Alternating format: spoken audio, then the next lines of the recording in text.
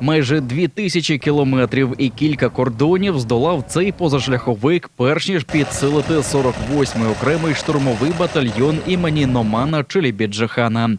Бійці наголошують, що цей «Мерседес» не призначений для роботи безпосередньо на передовій, але швидко доставлятиме поранених воїнів зі стабілізаційного пункту. Эта машина более будет в желтой зоне спасать людям жизни, вывозить с желтой зоны в больницы, ну и так далее. Ну, лучше ничего нету. Я надеюсь, что она спасет очень много жизней. Запит на подібну автівку був актуальним з лютого, а щойно вдалося зібрати необхідну суму, волонтери громадської організації «Київ Defenders» зв'язалися з партнерами з німецької організації «Ukrainian Hilfer». Пошуком позашляховика займався німецький волонтер і друг України Ральф Бернінгер. Не вагаючись, він здолав кількасот кілометрів до Людвігсгафена, щоб разом з другом Костянтином доставити необхідну автівку кримським штурмовикам. Это был 20.30, я позвонил и сказал, я сейчас сразу еду. Я ездил как Михаэль Шумахер и посмотрел машина на 22.30 ночью, вечером, и купил машину на 23.30 ночью. Ну, мне это очень важно, потому что я считаю, что идея о том, что украинцы защищают и нашу свободу, это не просто слова, то есть я действительно понимаю, что это так, что если проиграет Украина, то придут к нам. Поэтому я защищаю в том числе и свои интересы. К сожалению, в немецком обществе, меньшинство это понимает.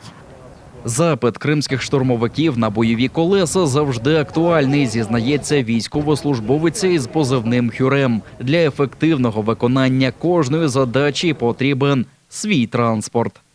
Завжди на війні це ті потреби, які по машинах, це пікапи, це якісь великі джипи. Тому що ми вивозимо людей, ми підвозимо БК до наших хлопців, ми маємо їх евакуювати. Якби є квадроцикли, теж вони потрібні, пікапи потрібні для того, щоб можна було якісь установки на них поставити. І я вважаю, що волонтери зараз нам дуже сильно допомагають в цьому.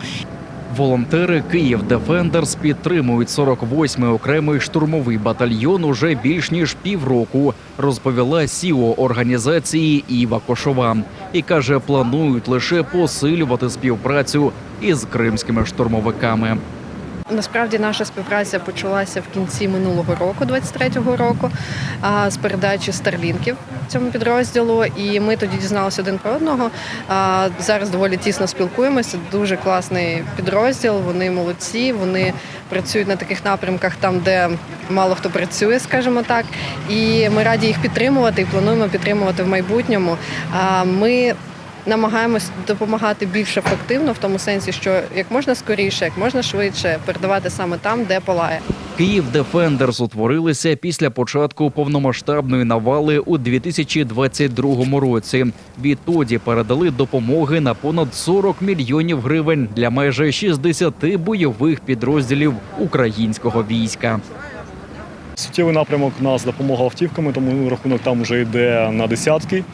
Ми розуміємо, що це такий самий розхідник, що він потребує ресурсів постійно. Але так само це і засоби зв'язку, це медицина, це підтримка генераторами, енергозабезпеченням, дронами, безумовно. Тобто все те, що ми можемо створити з нашими бізнесами, які підтримують соціально відповідальні підприємства, це з нашими європейськими партнерами, які долучаються до наших проєктів. Дізнатися більше про проєкти «Київ Defenders» можна за QR-кодом на вашому екрані. Там же доступні усі можливі способи допомогти організації і тим самим підсилити українських оборонців.